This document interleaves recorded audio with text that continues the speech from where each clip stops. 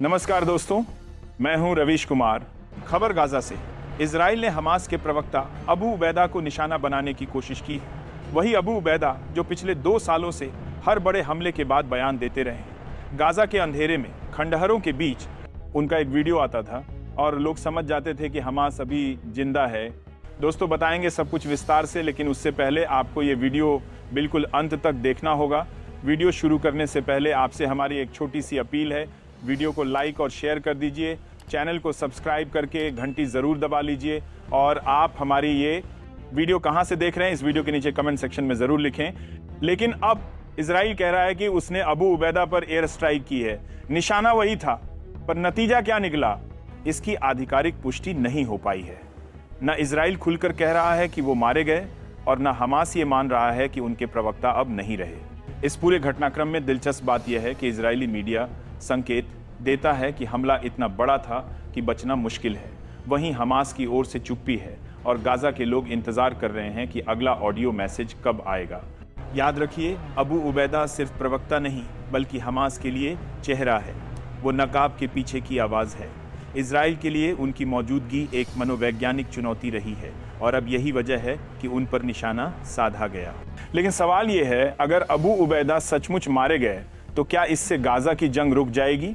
क्या हमास की लड़ाई थम जाएगी? इतिहास कहता है नहीं। किसी एक को मारने से यह आग बुझी नहीं है। अल कौसम ब्रिगेड्स फिर किसी नए नाम, नए चेहरे, नए नकाब के साथ सामने आ जाएंगे और अगर वह बच गए तो उनकी अगली उपस्थिति इजराइल के लिए और भी बड़ी चुनौती होगी। गाजा की जंग में अब लड़ाई सिर्फ जमीन पर नहीं बल्कि चेहरों और आवाजों पर भी है। आप सोचिए, अबू उबैदा एक ऐसा नाम जो हमास के हर बड़े हमले के बाद सामने आते रहे। गाजा के टनल वॉरफेयर से लेकर इजरायली कैदियों तक हर घोषणा उनकी ओर से की जाती थी। लेकिन अब जब उन पर खुद हमला हुआ है तो उनकी आवाज खामोश है। ये खामोशी ही सबसे बड़ा सवाल बन गई है। क्या वाकई वो इस हमले में मारे गए या यह भी युद्ध का एक और मनोवैज्ञानिक हथियार है? कंफ्यूजन फैलाना, दुश्मन को अनिश्चितता में डालना। युद्ध सिर्फ जमीन और हवा में नहीं लड़ा जा रहा, ये युद्ध दिमागों के भीतर भी लड़ा जा रहा है। हर अफवाह, हर बयान, हर खामोशी एक नया मोर्चा खोल रही है। फिलहाल इतना तय है, इजराइल ने उन्हें निशाना बनाया, लेकिन न तो मौत की पुष्टि है और न ही जिंदा बच निकलने की। गाजा की तबाह सड़कों और ढही इमारतों के बीच अबू उबैदा का रहस्य एक और परत चढ़ा चुका है इस युद्ध की लंबी कहानी में। उधर दोस्तों, अगली खबर बहुत बड़ी है। तुर्की ने ऐलान कर दिया है इजराइल के साथ अब कोई व्यापारिक रिश्ता नहीं रहेगा। कहा जा रहा है कि यह फैसला सीधे गाजा की त्रासदी से जुड़ा है। राष्ट्रपति तैयब एर्दोगान दुखी हैं, नाराज हैं और आहत भी। उन्होंने कहा, जब गाजा के लोग भूखे मर रहे हों, जब बच्चों की लाशें मलबे से निकाली जा रही हों, तो तुर्की का इजराइल के साथ व्यापार करना ज़मीर को कतई मंजूर नहीं। आपको बता दें, तुर्की और इजराइल के बीच अरबों डॉलर का व्यापार चलता था। इसमें टेक्सटाइल, मशीनरी और केमिकल से लेकर रोजमर्रा की जरूरतों का सामान शामिल था। लेकिन अब ये सब रुक जाएगा। एर्दोगन का कहना है, हम गाजा को अकेला नहीं छोड़ेंगे। अगर इसकी कीमत हमें आर्थिक नुकसान के रूप में चुकानी पड़े तो भी चुकाएंगे। तुर्की का यह कदम उस दौर में आया है जब पूरी दुनिया गाजा की पीड़ा पर या तो चुप है या केवल बयानबाजी कर रही है। लेकिन तुर्की खुद को फिलिस्तीन का हमदर्द दिखाना चाहता है। अब सवाल यह है, क्या तुर्की का यह ऐलान गाजा के हालात बदल पाएगा या फिर ये भी महज एक और राजनीतिक प्रतीकात्मकता रह जाएगी? गाजा की मिट्टी पर बहते खून से कहीं ज्यादा लाल तो व्यापार और राजनीति की मिलीजुली किताबें हैं। एर्दोगान ने कहा है कि गाजा के लोगों की तकलीफ उनके दिल को चोट पहुंचा रही है और ऐसे हालात में इजराइल से व्यापार जारी रखना इंसानियत के खिलाफ होगा। इस फैसले के बाद तुर्की और इजराइल के बीच तनाव और गहरा गया है। पहले ही राजनयिक स्तर पर दोनों देशों के रिश्ते बिगड़ चुके थे। अब व्यापारिक रिश्तों के टूटने से हालात जंग जैसे दिखने लगे हैं। तुर्की के मीडिया में यह तक कहा जा रहा है कि एर्दोगान गाजा के समर्थन में और बड़ा कदम उठा सकते हैं। दूसरी ओर इजराइल ने तुर्की के इस कदम को राजनीतिक नाटक करार दिया है, यानी भूमध्य सागर का यह इलाका अब और भी अस्थिर होता जा रहा है। उधर दोस्तों, अगली खबर बहुत बड़ी है। ईरान ने बड़ा दावा किया है। सुरक्षा एजेंसियों ने बताया है कि उन्होंने इजरायली खुफिया एजेंसी मोसाद से जुड़े 8 एजेंटों को गिरफ्तार किया है। ईरान का कहना है कि ये लोग देश के अंदर जासूसी नेटवर्क चलाने की कोशिश कर रहे थे। आरोप है कि ये एजेंट महत्वपूर्ण सैन्य और वैज्ञानिक ठिकानों की जानकारी इजराइल तक पहुंचा रहे थे। सरकारी मीडिया रिपोर्ट्स के अनुसार इन गिरफ्तारियों से ईरान की सुरक्षा को बड़ा फायदा हुआ है और कई गुप्त ऑपरेशन नाकाम कर दिए गए हैं। दूसरी ओर इजराइल की तरफ से अभी तक इस मामले पर कोई आधिकारिक प्रतिक्रिया नहीं आई है। ईरान का दावा है कि मोसाद एजेंटों की गतिविधियों ने देश को गंभीर नुकसान पहुंचाने की कोशिश की थी, लेकिन अब उनका नेटवर्क तोड़ दिया गया है।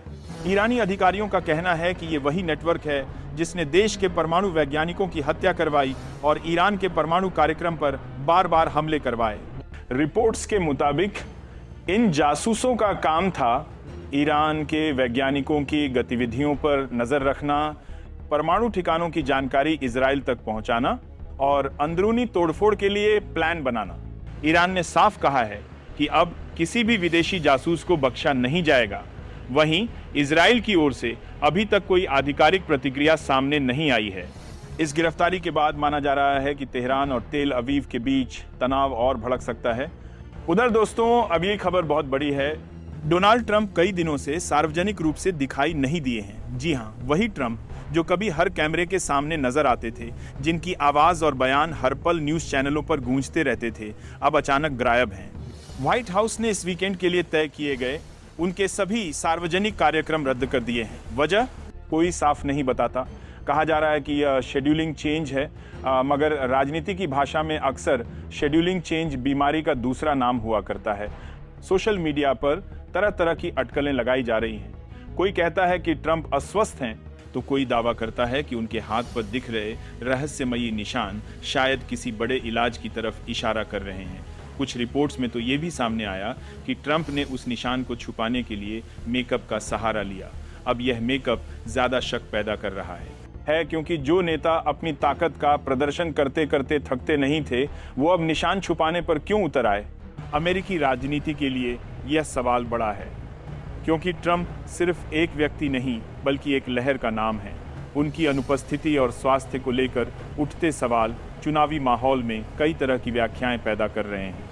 याद कीजिए, राजनीति में बीमारी और स्वास्थ्य सिर्फ निजी मसला नहीं होते, इनका असर नीतियों और चुनावी समीकरणों तक पहुंचता है। और ऐसे दौर में जब अमेरिका की राजनीति पहले से ही विभाजन और अनिश्चितता से भरी हुई है, ट्रंप की ये गायबगी एक अलग ही रहस्य का रूप ले चुकी है। तो क्या ट्रंप बीमार हैं? क्या ये सिर्फ मीडिया का शोर है या फिर कोई बड़ा राजनीतिक खेल चल रहा है? सवाल कई हैं, लेकिन जवाब फिलहाल किसी के पास नहीं।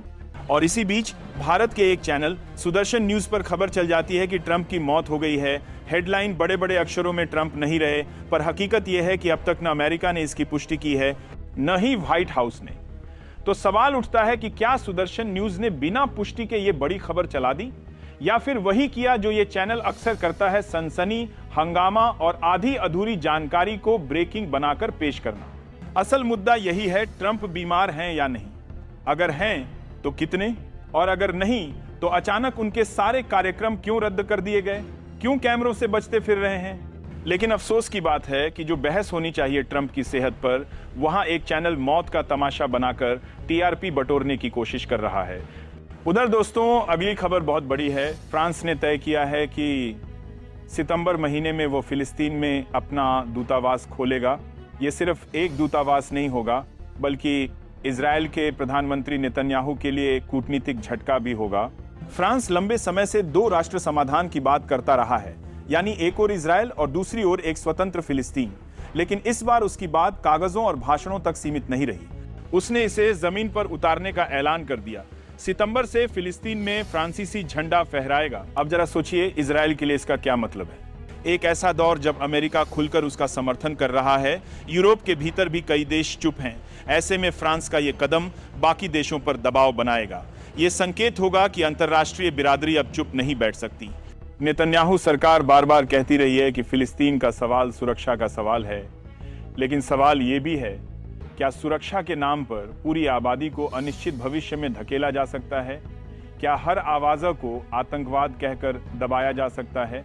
फ्रांस का ये दूतावास खोलना केवल एक इमारत नहीं होगी, ये एक प्रतीक होगा। उस प्रतीक में उम्मीद होगी कि फिलिस्तीनी जनता की पहचान को अब नजरअंदाज नहीं किया जा सकता।